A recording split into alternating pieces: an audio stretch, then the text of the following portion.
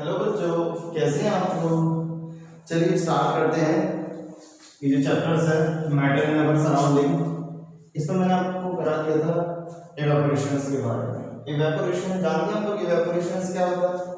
पिछली क्लास में मैंने आपको शायद समझाया भी था, एक बार रिकॉल कर लेते हैं इवेपोरेशंस के बारे में। तो इवेपोरेशंस होता है आपका नेचुरल फिनोमिना, एक ऐसा natural phenomena by a natural phenomena in which water or liquid change into vapors without reaching boiling point। मतलब क्या है, मतलब पानी बिना उबले भाप में बदल जाए। पानी बिना उबले किसमें बदल जाएगा? भाप में। दैट मीन भाप समझते हैं ना, पानी की जो भाप होती है, तो पानी को बिना उबाले अगर हम भाप में बदल दें तो उस प्रोसेस को बोलते हैं इवेपोरेशन।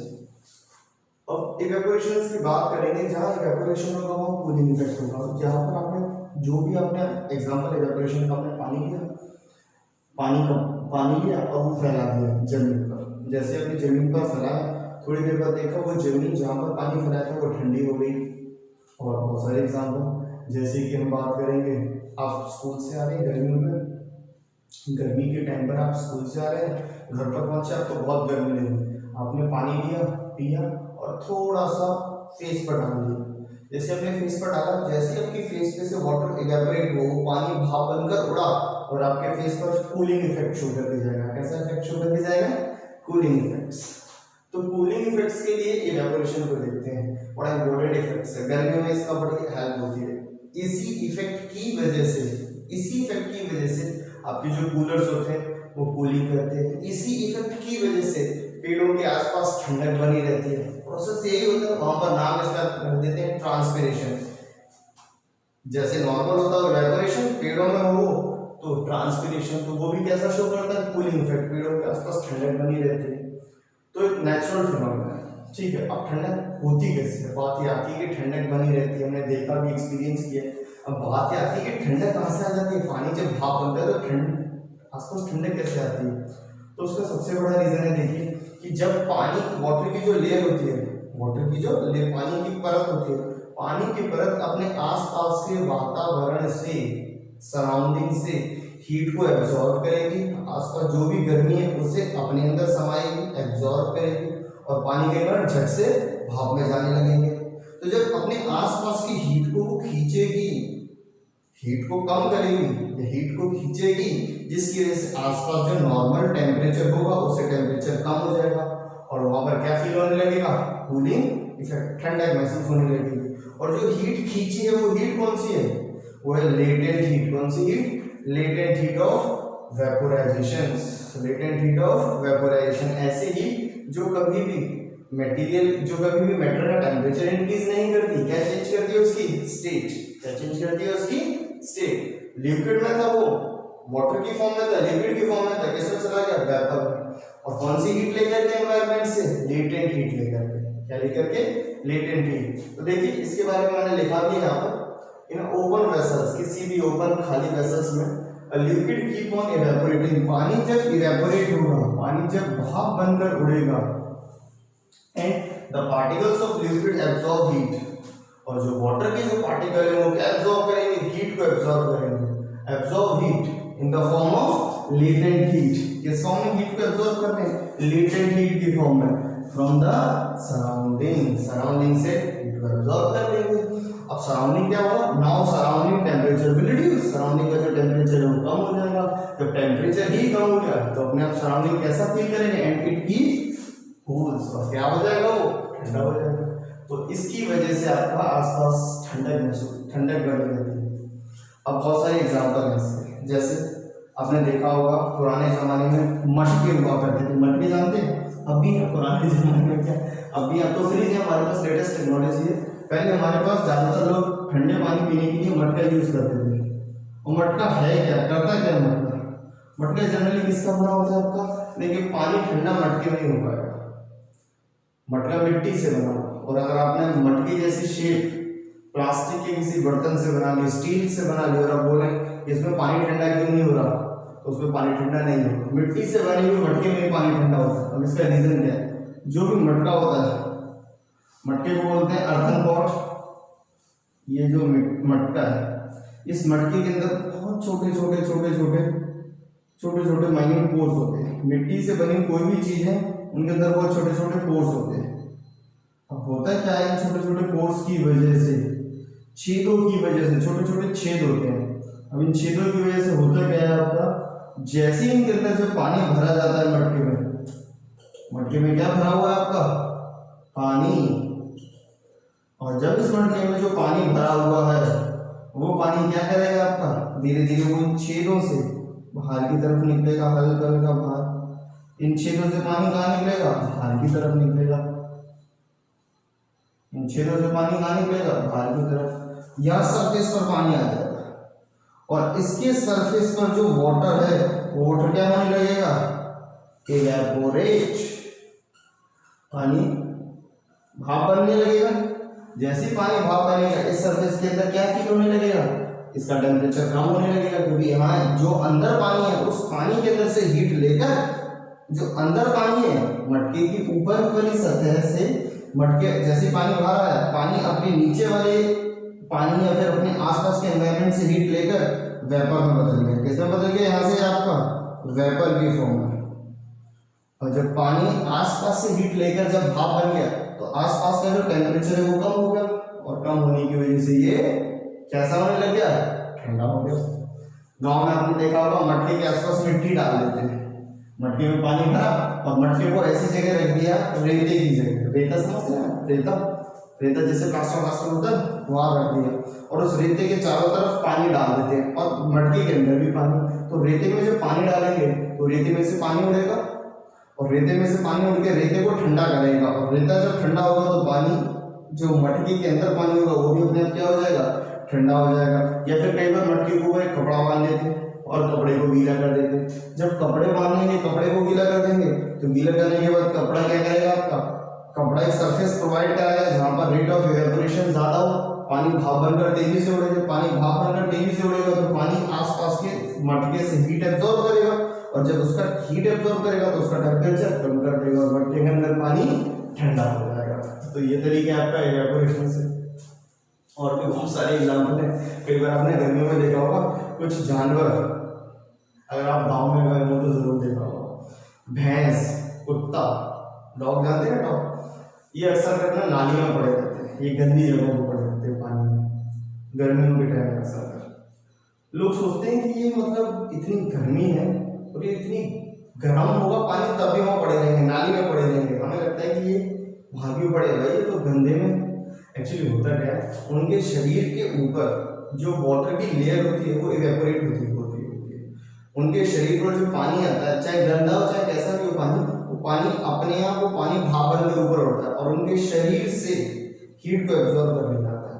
उनकी बॉडी का टेम्परेचर कम हो जाता है, तो उन्हें जो गर्मी लग रही है उस गर्मी से उन्हें राहत मिलती है और ठंडक महसूस करते हैं। समझ आया?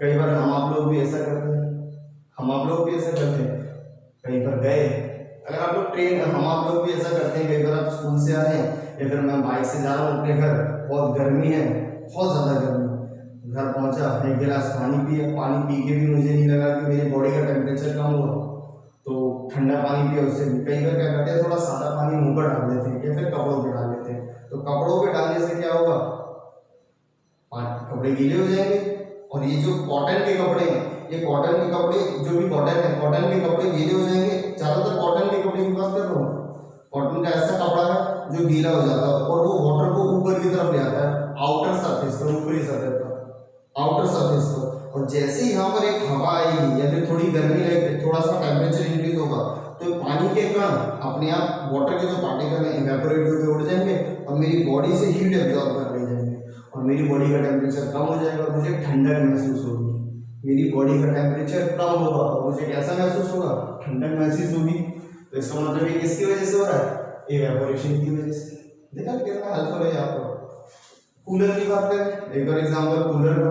कूलर के तीनों तरफ आपने देखा होगा, कूलर के चार तरफ हो, एक तरफ तो हवा फेंकता है, तो पखड़ी होती है, उसकी प्लेट्स होते हैं, और तीन तरफ नॉर्मल से डोर होते हैं, दरवाजे खिड़कियां सी होती हैं, उनमें घास लगा देते हैं तीन तरफ, और उस घास के ऊपर पानी गिरता रहता है तीनों तरफ। अब जब वो पानी गिरता है उस घास के ऊपर, तो सरफेस घास क्या करती है, सरफेस एरिया बढ़ाती है। जब सरफेस एरिया बढ़ जाएगा और गर्म हवा उस पानी से आके टकराएगी तो वो गर्म हवा अपने आप क्या होने लगेगी, वो पानी भाप बनकर होने लगेगा और वो गर्म हवा के अंदर से हीट एब्जॉर्ब कर लेगा पानी। वो पानी गर्म हवा में से हीट को एब्जॉर्ब करेगा, वो गर्म हवा ठंडी हो जाएगी और ठंडी हवा घूमती हुई कूलर के पंखुड़ियों के थ्रू आप तक पहुंच जाएगी। तो वहां भी ठंडा कैसे होती है।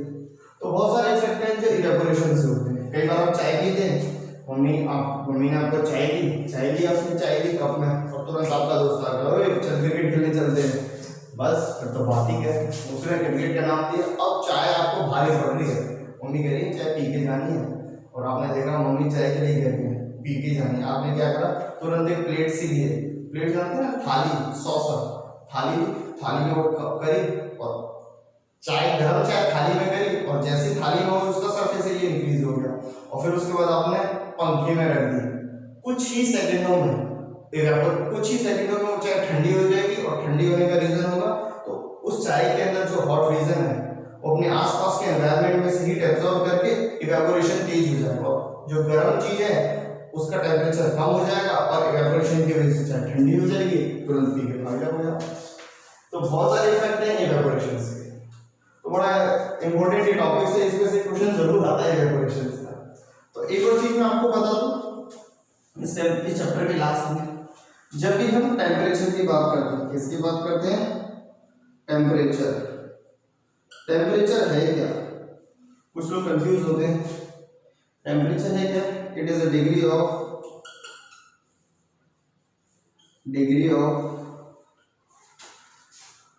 कोल्डनेस और हॉटनेस ऑफ बॉडी। हॉटनेस किसी भी मटेरियल का, किसी भी बॉडी के अंदर उसके ठंडक या गर्माहट को नापना। It is a degree of coldness और हॉटनेस ऑफ अ बॉडी, उसे बोलते हैं हम टेम्परेचर। टेम्परेचर को दो स्केल से मापते हैं, एक होता है सेल्सियस, एक होता है कैलविन। दो स्केल है जिनसे मापा जाता है। समझ आया? समझ आया? जब भी हम बात करेंगे सेल्सियस 0 से स्टार्ट होता है, 0 के नीचे जो भी चलो मैं वहां बताता हूं आपको, अगर मैं अभी मिटा देता हूं आपका।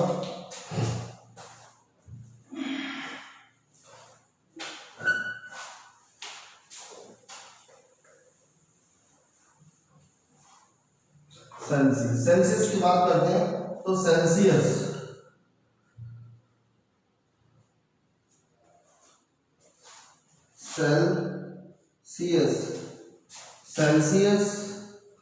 जो होता है वो 0 से स्टार्ट होता है और 0 से पहुंचता है आपका होते हुए आपका 100 पर और 100 से अबव 100।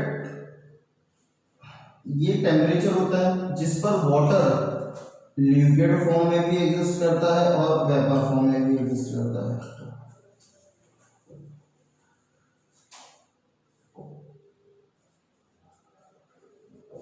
0 डिग्री सेल्सियस एक टेम्परेचर होता है जिस पर वाटर लिक्विड फॉर्म में भी एग्जिस्ट करता है और आपका सॉलिड फॉर्म में भी करता है। इसके ऊपर ये टेम्परेचर, ये वाटर का मेल्टिंग पॉइंट होता है, मेल्टिंग पॉइंट ऑफ वाटर। पानी इसी टेम्परेचर पर मेल्ट होता है, मतलब वाटर इसी टेम्परेचर पर मेल्ट होता है और ये boiling point of water Celsius. उसके बाद आता है केल्विन। इसके नीचे जो टेम्परेचर होता है वो नेगेटिव में जाता है। किसमें जाता है? Negative integer. नेगेटिव इंटीजर जानते हैं ना, नेगेटिव -1 -2 -3, जितना नीचे से जाता जाएगा उतना ही ठंडा होता जाएगा। केल्विन की बात करेंगे, केल्विन में कोई माइनस का टर्म नहीं होता। 273 और 373, 273 के नीचे जो टेम्परेचर होता है वो 273 के जो नीचे टेम्परेचर होता है उस पर लिक्विड सॉलिड फॉर्म में होता है, वाटर सॉलिड फॉर्म में होता है, और इसी पर वाटर, ये वाटर का क्या होता है आपका मेल्टिंग पॉइंट, और ये वाटर का होता है आपका बॉइलिंग पॉइंट। 373 के ऊपर वेपर, यहाँ पर लिक्विड, यहाँ पर सॉलिड, इसमें बीच में होता है लिक्विड और ऊपर होता है गैस वाटर, और सेम इसमें भी होता है, बीच में होता है आपका लिक्विड, ऊपर होता है गैस और नीचे होता है सॉलिड, जीरो से नीचे। ये सेल्सियस और केल्विन दो अलग अलग स्केल हैं। स्केल जानते हो ना, नापने का तरीका। जैसे आप किसी भी चीज को नापेंगे, जैसे आपकी लंबाई कितनी है, कोई बोलता है फुट में, कोई बोलता है सेंटीमीटर में, कोई बोलता है मीटर में, तो अलग अलग तरीकों किसी भी चीज को नाप सकते हैं। तो इसी तरह से जो कोई किसी भी चीज का टेम्परेचर कितना, वो कितना गर्म या कितना ठंडा है, ये नापने के लिए हम दो स्केल यूज करते हैं, सेल्सियस और केल्विन, सेल्सियस और केल्विन। तो याद एक चीज हमेशा याद रखिएगा, एक चीज याद रखिएगा कि सेल्सियस हमारी डेली लाइफ का है और ये साइंटिफिक है। रोजमर्रा की जिंदगी में ये होता है, घर का तापमान अक्सर अगर आपने घड़ियों में देखा होगा आपका, हमारे आसपास का वेदरिंग मौसम कैसा है, कि दिल्ली का कितना तापमान है, मुंबई का कितना है, सब सेल्सियस में आता है, सारा किसमें आता है, सेल्सियस में आता है। तो ये थोड़ा सा छोटी क्लासेस का है, अगर आप देख लीजिए, अगर आपको डाउट हो तो आप मुझसे पूछ सकते हैं, दोबारा एक बार मैसेज कर दीजिए, करिए, कोई भी कमेंट्स कर दीजिए, किसी भी चीज की किसी भी रिक्वायरमेंट है जो चीज समझ नहीं आ रही, क्योंकि जब तक आप कमेंट नहीं करेंगे, मुझे नहीं पता लगेगा कि मुझे आपको अपडेट करना है। तो मैं कोशिश हर बार यही करता हूँ कि अपडेट होता रहे चीज, सेल्सियस और केल्विन। अब इसके बाद एक स्केल को दूसरे स्केल में कन्वर्ट कर सकते हैं, जैसे सेंटीमीटर को मीटर में कर सकते हैं, मीटर को किलोमीटर में, ये लेंथ को मेजर करने की यूनिट है। इसी तरह से सेल्सियस को केल्विन में कन्वर्ट कर सकते हैं। तो सेल्सियस को जब केल्विन में करते हैं,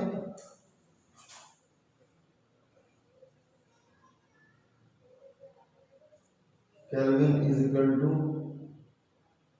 C प्लस 273, ये इसका फॉर्मूला है, इसका क्या आपका फॉर्मूला। एक बार आप देख लीजिएगा, छोटी क्लासेस में भी आपने करा है। चलिए अब नेक्स्ट क्लासेस में नेक्स्ट चीज करते हैं।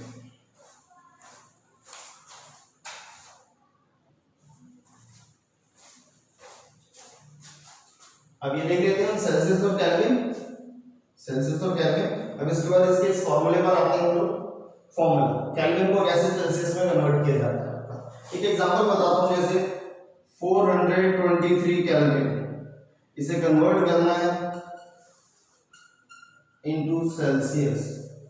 सेल्सियस में कैसे कन्वर्ट करेंगे, तो केल्विन की जगह 423 इज इक्वल टू, जो फॉर्मूला ले लेता हूं मैं आपका, K is equal to C plus 273, तो 423 is equal to C plus 273, ये प्लस हो रहा है यहाँ जाके माइनस, 423 माइनस 270, सॉरी 423, अब इसे ये is equal to C plus 273 minus 273 तक हो जाएगा, C 3 में से 3 गए 0, 150 डिग्री सेल्सियस। केल्विन में 423 केल्विन और सेल्सियस में 150 सेल्सियस। अब इसी तरह से अगर समझ आए आपका, अगर केल्विन को अगर आपका केल्विन है, केल्विन को सेल्सियस में ऐसे कन्वर्ट कर सकते हैं। अगर सेल्सियस दे रखा है जैसे 45 सेल्सियस, इसे कन्वर्ट करना है आपका केल्विन में, तो यही फॉर्मूला लगा दें K इज इक्वल टू आपका C प्लस 273, 45 प्लस 273, इन ऐड कर लेंगे 5 और 3 8,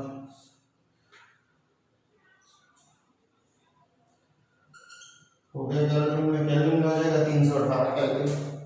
समझ आया आपको? चलिए अब आपका चैप्टर कंप्लीट होता है, नेक्स्ट चैप्टर्स अगली क्लास में करते हैं। अगर ये सारा कंटेंट आपको समझ आया तो प्लीज चैनल को सब्सक्राइब कीजिए, लाइक कीजिए और शेयर कीजिए। और कोई भी अगर प्रॉब्लम है, कोई डाउट्स है किसी कंटेंट पर, उसे आप कमेंट्स में लिख सकते हैं, हम उसके ऊपर डिस्कस कर सकते हैं। अच्छा बच्चों,